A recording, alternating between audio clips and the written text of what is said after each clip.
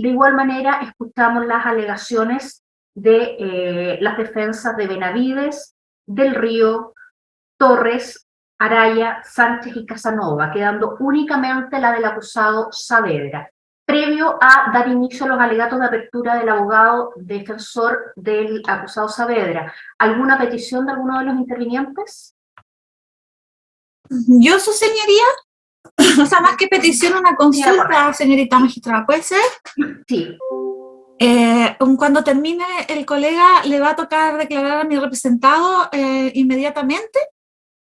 No, a ver, no tenemos claridad tampoco de cuánto va a ser la duración, pero por temas administrativos tenemos que hacer el receso de media mañana, alrededor de las 10:30 de la mañana, porque los funcionarios tienen un tema administrativo, una reunión, y probar un tema, digamos, de los equipos y del funcionamiento de las audiencias. Entonces necesitamos, alrededor de las 10:30 de la mañana, hacer el receso de media hora. Magistrada, magistrada, Fiscal. por acá por el Ministerio Público. Sí, porque luego de la declaración de don Víctor, o sea, luego del alegato de apertura de la defensa de don Víctor Saavedra, es necesario formular dos incidencias referentes al orden de las declaraciones, toda vez que se trata de varios defensores y tienen que colocarse de acuerdo acerca de quiénes van a declarar y en qué orden. Y segundo, en cuanto a el interrogatorio directo, que en este caso el interrogatorio directo correspondería, y se entiende en este caso que los imputados son presentados precisamente por las defensas respectivas, y en ese caso hay que discutir el tema a menos que no haya discusión sobre esto, que la defensa partiría con el interrogatorio de sus representados, toda vez que se entiende en este punto que ellos son quienes... Sería entonces al orden legal y usted cedería en ese sentido y luego seguiríamos con Ministerio Público y querella. Exacto, magistrada, y así yo que, por lo menos el día de hoy, la defensora Correa y la defensora Ávila, me imagino, no tendrán inconvenientes. Su señoría, yo en el orden entiendo que estamos siguiendo el auto de apertura y de acuerdo a lo que el tribunal nos está consultando. Respecto al orden del interrogatorio, yo estoy por el orden legal. Debe comenzar el Ministerio Público y luego las defensas. Yo no considero que se pueda alterar ese orden. Ya. Entonces, entonces lo sometemos a discusión, magistrado, luego de... Lo consultamos previamente una vez que haya prestado declaración cada acusado. Y vamos entonces a alguna otra petición que resolver. Era solo eso, señor fiscal, ¿verdad? Sí, esos dos puntos, magistrado, que podemos resolverlo escuchando a todas las partes después del alegato de apertura de don Víctor Saavedra. Bien. Ya, lo otro, a ver, ya les informamos que alrededor de las 10:30 tenemos que hacer el receso de media hora. Lo otro, el día viernes no se va a poder sesionar, estoy con un permiso administrativo, con una comisión de servicio, y necesitamos en ese sentido sesionar un día en la tarde, que tendría que ser hoy o mañana. ¿Los intervinientes están en condiciones para sesionar hoy en la tarde? Máximo hasta las 4. Magistrada. ¿Sí? En ese contexto, entiendo que en el caso de no sesionar hoy día en la tarde, sesionaríamos mañana, ¿no? Claro, porque no puede ser el miércoles, porque el día miércoles los 3 magistrados tenemos audiencias en la tarde. Entonces solamente podríamos hoy o mañana. Por mi parte, no sería cuando usted le acomode. Magistrado, yo preferiría que sea mañana, y voy a dar la razón respectiva, que ya llevamos 2 días, o 3 días, no estoy claro, que ya se... Claro, entonces mi idea es que este juicio es bastante largo y no podemos llegar a una suspensión de 10 días. Entonces, si sesionamos mañana, el tribunal trabajó o en este caso el juicio siguió y no se suspendió, sino que un solo día que correspondería al día miércoles, ¿no? Y ahí ya... No, fiscal, es el día viernes el día que no vamos a sesionar. El tribunal va a funcionar hasta el miércoles. Ya, ok. Magistrado, así sesionaríamos durante el día lunes, martes y miércoles, y el día viernes ya quedaría como un día adicional de suspensión. porque ese día no sesionaríamos. Entonces ya llevamos 3 días y el juicio es bastante largo para no llegar a los 10 días La vez respectivos. pasada sí fiscal hicimos un receso, entiendo yo que no se ejerció la suspensión. Ah, ya, en Y ese por eso se les contexto, consultó a cada uno de los intervinientes la renuncia a plazos y recursos y todos renunciaron a plazos y recursos. Entonces, en estricto rigor, suspensión no se ha votado, para que eso quede claridad para todos los intervinientes. A ver, señor gracias. fiscal, sesionar en la tarde, ¿hoy o mañana? Prefiero mañana, magistrado. Bien, Consejo de Defensa del Estado, ¿hoy o mañana? Mañana, su señoría. Instituto Nacional de Derechos Humanos. Nos sumamos ma- igual a que sea mañana. Bien, la municipalidad. Magistrado, ideal el día de hoy. Ya. Señora Correa. Cuando usted disponga, su señoría, yo me estoy a lo que resuelva el tribunal. Bien, gracias. Señora Ávila. Por cuestiones de organización, presidenta, preferiría mañana. Señora Negrete. Magistrado, preferiría mañana igual, día martes. Bien. Señor Martí. Magistrado presidenta, esta parte considera que es mejor que sea mañana en la tarde la continuación señalada por usted. Perfecto. Abogado Aguilar e Inostroza. Hoy, señoría. Bien, y me faltaría no nadie más. Bueno, por mayoría va a tener que ser el día de mañana, entonces, evidentemente no más allá de las 4 de la tarde. La idea es hacer un receso breve a la hora de almuerzo, considerando el receso media mañana, y continuar con posterioridad durante el día de la tarde. ¿Y hoy hasta las 2, su señoría? ¿El resto de los días va a ser hasta las 2 la programación del tribunal? Sí, sí. Ya. Hasta las 2 de la tarde, evidentemente, salvo los días que tengamos audiencia PM, que hay días en los que el tribunal parte a las 2 de la tarde. Ah, ya. Esos días de jornadas maratónicas de la tarde que algunos de ustedes ya conocen. Sí. Bien, perfecto. ¿Algo más, magistrado Enrique, magistrado Escobar? No. Perfecto, entonces habiendo ya informado a los intervinientes del receso a las 10:30 de la mañana por media hora y que el día viernes se tendrá que hacer otro receso que no sesionará el tribunal, vamos a continuar con lo que son los alegatos de apertura del último interviniente en este caso, que corresponde a la defensa del acusado Saavedra. Abogado Martí, ¿está ya preparado? Sí, magistrada presidenta, cuando usted me diga. Muy bien, lo vamos a escuchar, entonces le vamos a pedir, por favor, que hable de manera lenta, tenemos que tomar nota de lo que usted va a declarar, así que le pedimos que hable de manera lenta y de manera pausada. Ningún problema. Bien. Muchísimas gracias, magistrada presidenta, magistrados presentes del Tribunal Oral en lo Penal, intervinientes todos. Como hemos visto ya, tanto por alegatos anteriores como antecedentes que ya se han esbozado previo al comienzo procesal del día de hoy, nosotros nos encontramos el día de hoy ante la discusión de ciertos hechos constitutivos de delito que se configuraron o acaecieron en una época muy sensible de nuestra historia reciente. Sin ir más lejos, es de público y notorio conocimiento que desde el día 19 de octubre del año 2019 a lo que abarcó el resto de ese año y una buena parte del verano 2020, Chile estuvo en una inédita situación, en un sin precedentes contextos de irregularidad e inseguridad social, que aparejó, entre otras cosas, ciertos tratamientos, ciertas reacciones, ciertas manifestaciones sociales con un índice y una índole de violencia que nunca antes se había visto en nuestra historia reciente. Por lo tanto, las fuerzas de orden público, especialmente Carabineros de Chile, está bastante claro que no estaban preparados para poder enfrentar de manera contundente y eficiente una circunstancia como la que vimos en aquel entonces. ¿Y por qué recalco esto? Porque desde esa fecha hasta hace no mucho tiempo atrás, Carabineros de Chile no tenía los protocolos de seguridad, no tenía los límites tanto administrativos como legales de proporcionalidad de la fuerza, ni tampoco tenía los instrumentos antidisturbios que los que cuenta hoy. Por lo tanto, Carabineros de Chile, como una institución en la cual está principalmente velando por la integridad y el orden público de la nación, no tenía las herramientas que cuenta hoy en día para enfrentar un fenómeno así.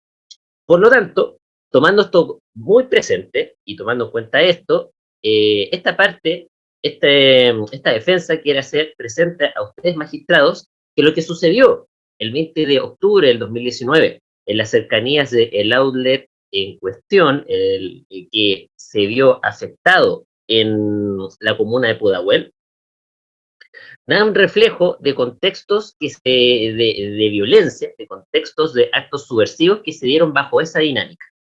Por lo tanto, bajo esa dinámica excepcional, bajo ese contexto sensible, bajo esa norma excepcional de realidad, cualquier funcionario, cualquier oficial de policía tiene que reaccionar, obviamente, dentro de sus facultades y dentro de su proporcionalidad, porque es una persona. Nadie está obligado a lo imposible, mucho menos nuestro representado don Víctor Andrés Saavedra Quidulev.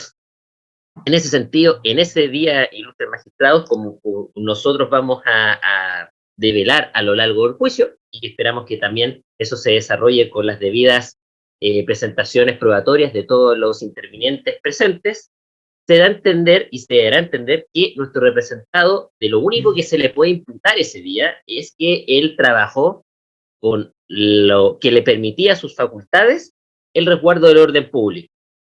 De lo único que se le puede imputar a don Víctor Andrés Saavedra Quidulev es que él fue un funcionario, y sigue siendo, un funcionario de Carabineros de Chile que hizo un diligente cumplimiento de su deber. Un cumplimiento de su deber que, entre otras cosas, comprendió reaccionar rápido ante un contexto inesperado, procurar dentro de lo posible y de manera proporcional y legal realizar las gestiones de detención correspondientes en el momento, un cumplimiento del deber que a su vez también consideró el velar por la integridad de los aprehendidos en ese momento, un cumplimiento del deber que comprendió, entre otras cosas, hacer presente a sus superiores del contexto actual que estaba sucediendo, de los impedimentos legales posibles que podrían estar en su proceder, y aún así de su actuar eficiente acatando órdenes de sus superiores. Un cumplimiento de deber que a su vez involucra no solamente la ejecución de sus actos como agente policial en el momento, sino con posterioridad a los hechos que se están investigando, para velar por la proporcionalidad de estos, el registro de estos, y con posterioridad en la colaboración de la investigación que, comenzando desde ese momento de las denuncias posteriores, se ha desarrollado en este juicio hasta el día de hoy. Por lo tanto, de lo único que se le puede imputar de manera clara a nuestro representado, don Víctor Andrés Saavedra Quidulev, es que en un contexto extraordinario, él como agente policial, en el cumplimiento de su deber, valió y cumplió dentro de lo posible las atribuciones y facultades que tiene como un ordinario, común y silvestre agente policial en un contexto extraordinario, con las herramientas que tenía y con las facultades que disponía. En ese sentido, esta defensa también sostiene que en razón a eso, nuestro representado es completamente inocente de todos los hechos que se le imputan, tanto por parte del Ministerio Público como a su vez por los querellantes presentes, debido a que, como magistrados ustedes bien saben, para que una persona en nuestro ordenamiento jurídico penal actual se entienda como autor, cómplice o encubridor de un hecho constitutivo de delito, parte de lo que se entiende en el concepto finalista de la comisión de delitos, se comprende un elemento volitivo importante, que se encuentra obviamente en la parte típica de lo que se considera un delito, que sería el dolo penal. Como ustedes bien saben, el dolo penal se entiende como aquella manifestación de la voluntad de todo un individuo, el cual, conociendo todos los aspectos, tanto legales y formales, de cualquier delito, y a su vez, aparte de conocerlos, el quererlos realizar de manera seria, compromete la concreción de esto, siempre envuelto en este manto de voluntad informada y libre de querer cometerlos. En este caso, magistrados, entendemos que nuestro representado, don Víctor Andrés Saavedra Quidulev, en el cumplimiento de su deber, jamás tuvo en su mente, tanto directa o eventualmente, la concreción ni la persecución seria de algún delito bajo este contexto del dolo penal. Él nunca deseó de manera seria, libre y espontánea participar en atentados contra la vida de personas que no se configuró y se frustró. Él jamás de forma seria, libre y espontánea quiso colaborar de manera activa u omisiva en ciertos actos de denigrantes e infamantes para los imputados en un contexto de detención.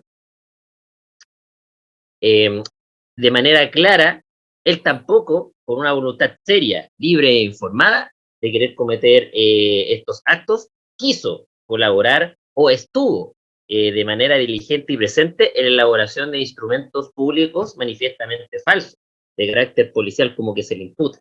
Por lo tanto, magistrados, entendemos que bajo el contexto y lo que vamos a demostrar a lo largo de este juicio, nuestro representado, don Víctor Andrés Saavedra Quiñones, no es en sí un perpetrador de los hechos constitutivos de delitos que se le atribuyen.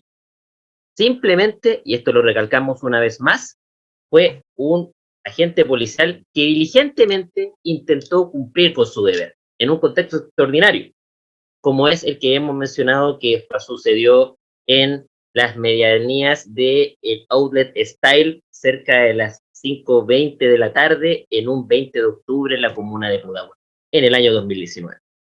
Tomando esto presente, magistrados, y teniendo en cuenta que nuestro representado estuvo y que el cumplimiento diligente de su deber, cabe preguntarse lo siguiente respecto a los hechos que se le imputan y también a lo manifestado por las víctimas. ¿Podemos condenar como sociedad a un agente policial por el hecho de intentar cumplir con su deber en un contexto extraordinario? ¿Es válido condenar a un agente policial que dentro de un contexto extraordinario intenta diligentemente hacer cumplir los protocolos de la época para hacer sus actuaciones lo más proporcionales posibles? ¿Es coherente como sociedad condenar a un agente policial que ha cumplido con su deber sobre hechos que él no ha tenido participación alguna y que se pudieron configurar eventualmente o no en el contexto de la detención en el cual estuvo presente? Todas estas preguntas son relevantes, magistrados, toda vez de que, como ustedes bien saben, los agentes de policía son seres humanos, son personas, son individuos en los cuales obviamente no van a reaccionar igual ni con la misma templanza ante un contexto tan extraordinario y tan estresante como fue el estallido social. Sin embargo, nuestro representado, don Víctor Saavedra, sí pudo estar a la altura de su cargo, sí pudo tener un cumplimiento diligente de su deber para efectos de, dentro de lo que le cabía a su cargo y dentro de lo que le podía sus facultades, tener la posibilidad de actuar de manera diligente, de manera legal, de manera proporcional en sus atribuciones. Tenemos en cuenta esos magistrados que para ello, y como vamos a demostrar a lo largo del juicio, tanto la declaración de nuestro representado, que también ha prestado declaración durante la investigación, y a su vez con los otros medios de prueba que esperamos pacientemente ver por parte del resto de los intervinientes, comprobaremos entonces que efectivamente nuestra teoría del caso es lo que ocurrió en verdad. Que nuestra verdad procesal también es la verdad material en este juicio.